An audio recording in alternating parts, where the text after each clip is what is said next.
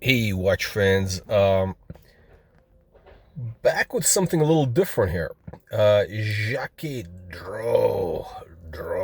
Jaquet Droz, or Droz. Anyway, look. Interesting watch. If you've seen any of my other reviews, this is completely different than anything else I have. Nothing I would have ever considered buying before. Because look, I like to stick with I'm basically a value investor. I like to buy watches used where there's upside. I like to get them cheap. Brands that are liquid, Rolex, Audemars Piguet, Patek Philippe. I like things which are not hype watches that are potentially could become hype watches. And Jaquet Droz, very interesting. So what does this have to do? Why do I have this in the Bentley here?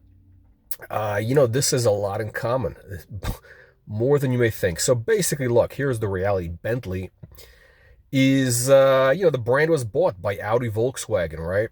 This is a flying spur, right? So it's an older car, and it's really based on the Phaeton model, which was the best Volkswagen ever made. 12-cylinder, I mean, great car, phenomenal car, great value, right? I mean, like, yeah, you get these for nothing, basically, or I did when I bought it. So Volkswagen, Audi bought Bentley, and that became one of their brands, right? And what do they do, right? So Volkswagen, Audi Group, they're basically using their whole kind of parts bin, if you will, of the whole group. They got Lamborghini, Audi, Bugatti, I think they had at one point. They all use kind of interchangeable stuff, right? Like this thing is from an Audi, right? Now the rubber piece here, this is kind of sad, but yeah. This is from an Audi. I had an Audi, an '04 Audi. It looked exactly like that. Um, Now, what is Jaquet Droz? So Jaquet Droz is basically allegedly a 300-year-old brand. By the way, why did I get this watch? Well, look, the meteor made me do it. The Meteorite Dial. I'm going to get into this in a second. I'm going to give you the history in just a quick bit. Bottom line is Jaquet Droz was a brand originally. This was originally a company, one of the oldest watchmakers. I think established in the 1700s. Their heritage is in the automatons. Automatons? I can never pronounce it right. But these incredible things. I mean, these guys were super innovative, doing incredible things, which was Jaquet Droz. I mean, incredible history. Fascinating stuff. The current company has nothing to do with it. It was bought by the Swatch Group. And essentially, they're using the brand. They're using a lot of, it's very clever what they've done. I mean, it's very well thought out. Basically, they're using the parts bin from Breguet, Blancpain. I think Breguet, Blancpain. Who else do they use? What's the German brand? I forgot it there. But look, it's very smart what they're doing, right? Now, why did I get this watch? Interesting, right? So here's what's going on here. I was looking for a Meteorite Dial, Rolex day date. You know what's been going on with the watch market. It's been crazy.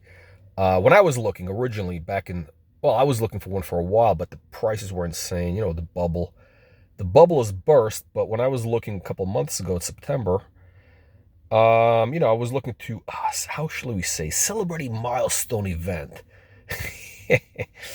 The day date meteorites were going for in the 70s. Now they've come down. I think the day date meteorite's going to go down to probably below list, below 50s. But look, they weren't available, and I just happened to be, I just happened to walk into the Tourbillon shop, which is really owned by the Swatch Group, right? So I was curious, Jaquet Droz, they made some cool watches with the automatons, like interesting stuff. So I was curious. I had no intention of buying anything. Look, by the way, the salesman in that store, the guy's an amazing salesman, really. Like, if you want to know how to sell, go to the Jaquet Droz shop in this is at Crystals, Las Vegas. Anyway, by the way, an amazing retail experience. And of course, look, guys, let me be very candid with you here. If you're buying any watch new these days, this is the first watch I ever bought in my life, retail, brand new.